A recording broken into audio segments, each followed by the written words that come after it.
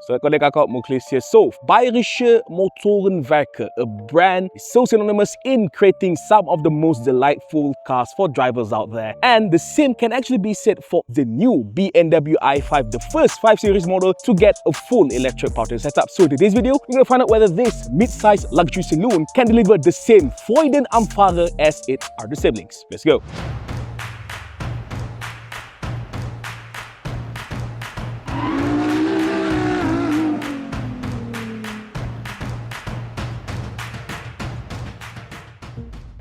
Alright, some storytelling first. So the i5 here is essentially based on the 8th generation 5 Series model, code name G60, and this is actually the first G60 model to be officially launched in our market back in 2023. Okay, unlike its German rivals, BMW has really decided to streamline both their EV and ICE model lineups, at least in terms of design compared to their German rivals, which decided to go on a separate approach where they created a more futuristic, borderline weird-looking EVs compared to their ICE counterparts. But as a result, as you can see, the i5 looks very identical to its ICE-powered twin, and for our market here, the eDrive40 M Sport, as the name suggests, comes standard with the M Sport specifications. You'll get this M Sport specific front bumper that accentuates this new massive front kidney grille further, which comes with this BMW iconic glow illuminated front grille, and you get this very sharp-looking LED headlights, more M Sport parts on the side here, including these 20-inch M Sport alloy wheels with the blue-hued BMW M Sport brake calipers, M Sport badge, and the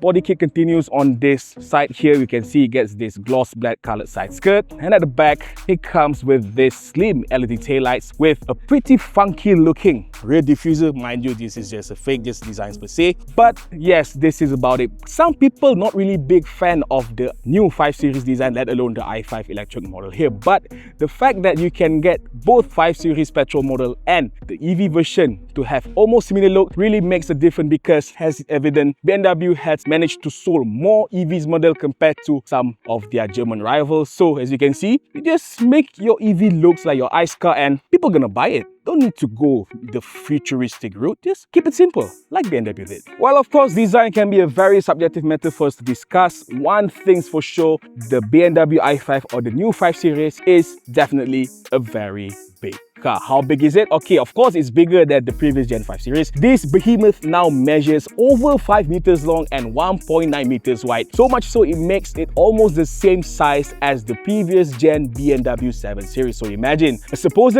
mid-size family saloon is now almost the same size as a supposed limousine saloon. So yeah, of course, in terms of design, many people not really a fan of this design, but I kind of like it because it retains the IC-ish design spectrum. As you can see, it still comes with this elongated front, although there's no engine at the front bay there. But for those who are not a fan, just give it a time. Really, because initially I'm not a fan too, but after giving it time for living it for a few days, I kind of like it. So much so, I like it even better than previous gen. Alright, so now we're inside the i5 eDrive40 M Sport, and despite this being the supposed entry-level variant for the i5 in Malaysia, the cabin here is well equipped with tech and comfort amenities all around. Okay, starting with the front dash, you get this BMW curved display powered by BMW OS 8.5, the latest software mind you. Okay, the infotainment half measures 14.9 inches and it is supported by wireless Apple CarPlay and Android Auto connectivity. Nice, no need to update it whatsoever. You also get this full color, fully digital instrument cluster that comes with M-specific graphics and lots of customizable graphics and options you can choose from. It also supplemented with a head-up display up there, which is very nice and full color, but more importantly, it comes with this full leather BMW M Sport steering wheel. You can see there's an M badge down there, and unfortunately it comes with these finicky touch sensitive haptic buttons that at first it can be quite annoying, but once you get used to it, it is quite okay, no problem whatsoever. Okay, in terms of seats,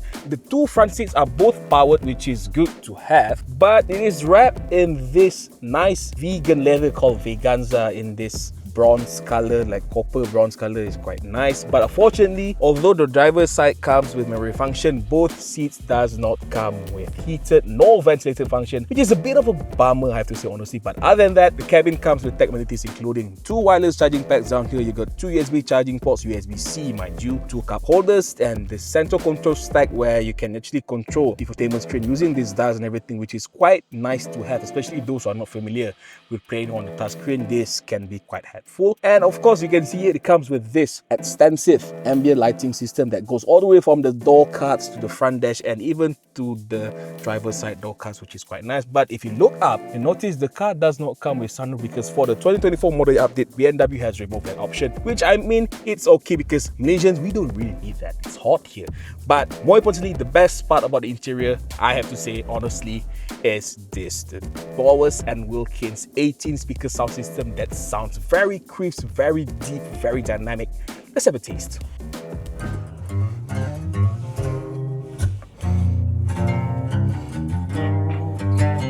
Alright, so while some may argue that the i5 or the new 5 Series has become a bit sportier and less luxurious compared to its other predecessors, I have to say things are quite nice and decent at the back seat of the i5 here. Okay, as you can see, I'm currently sitting at the front right seat and the front seats have been adjusted to my driving position. I'm standing 175 cm and you can see I've still got plenty of leg room here, at least like 2-3 fistful, at least like a good 12 or 14 inch here. And headroom also surprisingly is quite good, despite this car being a very low slung sloping roof line EV saloon. Okay, space is definitely not an issue here. Okay, in terms of amenities, it is quite nice living at the back here, because this, you have to remember, this is a luxury oriented saloon, so you get luxury amenities like dedicated aircon vents here. You can see it comes with dedicated control panel. It is actually 4 vents, 2 at the middle here, 1 on each side of the pillar here. So very fancy, very nice indeed. And for a little bit more privacy, of course, this being chauffeur oriented saloon, it comes with this privacy blind, although it's manual, but it's still nice for you to have just in case you're carrying a very important person at the back here. Okay, if you notice, there's this unique some USB-C and this concoction here. This is actually just a mount for your optional accessories, which include an infotainment display, but unfortunately BMW Malaysia does not offer that for this particular car, at least for now. But unfortunately, although this is quite nice and spacious, it is ideally only 2 people are comfortable behind you because of this tall, very tall central panel here. So meaning that the third passenger at the center here might not be the most comfortable space at the back seat of the i5, but nonetheless, for space of 2, the i5 back seats are very nice, very plush and very premium. Alright, so another thing that BMW definitely did not neglect about the new i5 or the 5 Series is in terms of boot space, because as you can see here, you got a pretty sizable boot space that measures 490 liters as standard, bigger than the new E-Class and the EQE. Okay, as you can see, it even comes with this secret compartment down here. You can install your cables and to store up your private stuff and whatnot. As you pull down, as you can see, boot space is more than ample, but of course, this being an EV, there's still not enough space for a spare tires, so be mindful of that. But other than that, yeah, there's a ton of space for you and your family, for your luggages and whatnot, so not a problem. Right folks, so now we're driving the BMW i5. So for the eDrive40 M Sport, it is powered by a single rear mounted electric motor rated at 335 horsepower and 400 Nm of torque. I mean, on paper it may sound a bit underwhelming, especially compared to all these dual motor Chinese EVs that goes beyond the 400 horsepower mark. But mind you, power is not everything. This is the same case as what we've already talked about in the iX2 video, where the power is just enough, but more important about EV is that the instant torque. So this instant torque really helps to elevate your driving experience, because like many other race cars out there, the most important part is slow entry, fast exit in any corners. So with this car, especially with its very decent suspension setup and chassis setup by BMW, it's just a very delightful thing to car. So much so, it feels like you're not even driving a big car. I mean, mind you, this is a 5-meter long car. This is no slouch thing, mind you. So, but once you get behind the wheels, it feels very engaging. You feel very connected to the car, to the road. Just connecting enough, but not too much that it really disturbs your comfort or the refinement of the ride. So I have to say it is really a very good balance between decent driving dynamics and comfort, which is something not many EVs can have, because like many of the EVs we've tested, most of them suffers a bit on the weight issue, because once you're on the road, because of the suspension is too soft, they wanted to more comfort bias, it can get very swayy, very wobbly and everything. But not the i5. It feels solid. Like I'm doing 110 kilometers per hour on highway, and then it's just comfortable. But if I wanted to go on like Genting Highland climb, or I want to go to Toge, the Kuala Kelawar and everything, this car can just handle it no problem. So it is really perhaps the best all-rounder EV I've ever tested personally. But it's just a fun thing to drive, man. Like I said, BMWs really know how to make car. You throw them hydrogen engines, you throw them electric and everything, they just know how to make things drive just right. And then in terms of comfort, okay, now we're talking about comfort. Okay, these things, like I said earlier, is probably more on more comfort side compared to other EVs that try to be comfortable, because when they put up soft suspension, you can really feel the weight the floaty feeling, especially on highways. Now I'm doing like 105 kilometers per hour. Wind noises is also quite nice, but you can notice some tire loss, because mind you, this one runs on the e-primacy, which is tire is more on the longevity side, because this is an EV unit tire that can really have high rolling resistance. So this is a good deal for you want to have a long-lasting EV tire. But beside from that, NVH level quite decent, minimal wind noise, and even more importantly, the backseat passenger is also quite comfortable, because most EV you can really feel the bump and the hum, especially at the backseat, but not for the i5. At least it suppressed the bumps and cracks on the road well enough. So yes, in conclusion, the i5 still behaves like you would expect a 5 Series BMW would. It delivers a very exhilarating driving experience, while at the same time it retains the finesse, the refinement that you expect to find in the mid-size luxury saloon from Germany. So, Freude am Fahren, yeah, BMW i5, superb.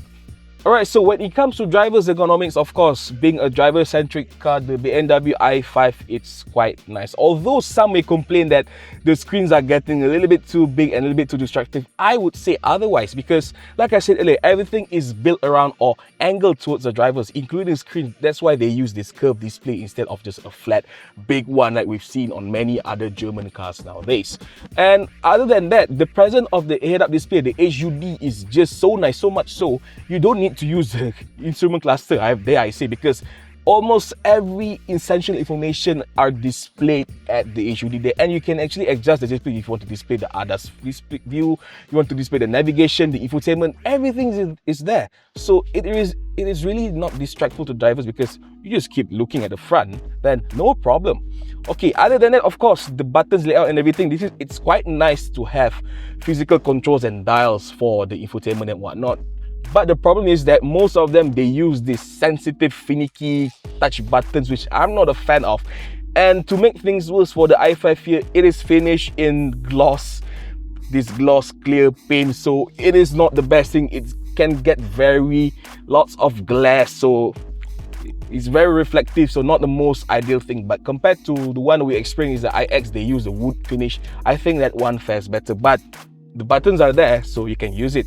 Alright, safety wise, of course, this being the latest and greatest BMW has to offer, so safety is definitely paramount in this car. You get every ADAS functions out there, adaptive cruise control, lane keeping assist, lane emergency warning. And I have to say, BMW, I mean, the safety, the ADAS thing can be a little bit on and off for some people. Some people like it, some people hate it. I think it's okay, it's there. If you often use it, then it's still usable. It's not like it's too jarring, so not an issue there. So overall, but the most important bit about the i5 cabin in terms of ergonomics is that it is really spot on. I love how this M Sport steering feels. I love there's a lot of buttons and everything is facing toward drive. But yes, we can talk about the finicky buttons all day, but at least this car still have buttons, so you don't really have to rely 100% on the screen, and that is the most important thing that many cars, especially Chinese EVs, are missing. So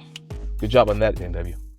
So in conclusion, despite its all-electric setup, the radical design, and of course all the tech gizmos going on inside, the new BMW i5 eDrive40 M Sport quintessentially still delivers everything you expect to find in a luxury mid-size saloon from Germany. What's not to like here? You get a very exhilarating driving experience plus the added electrification that furthers up the level, not to forget all the refinements and all the comforts you expect to find in the 5 Series model. And at just 400,000 ringgit, this is a very interesting proposition, provided that you are ready to jump into the EV bandwagon. But should you decide you're ready to do so, then you will be handsomely rewarded with an all-in-one car that not only puts smile in your family when you harbor them, but also put in yours too when you're driving it behind the wheel. And again, it goes to show that whether it's petrol, diesel, electric or hydrogen, the Bavarians really know how to make a car that delivers sheer driving pleasure despite its powertrain nature.